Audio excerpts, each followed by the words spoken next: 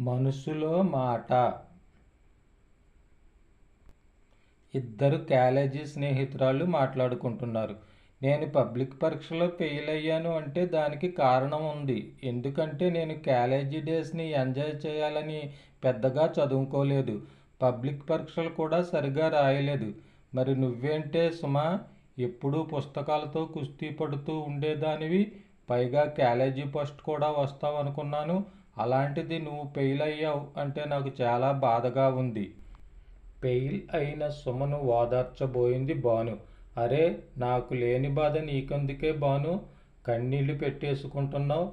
నేను బాగా చదివింది కరెక్టే, పబ్లిక్ పరీక్షలు బాగా రాసింది కరెక్టే, అయినా ఎందుకు ఫెయిల్ అయ్యాను అంటే కావాలనే.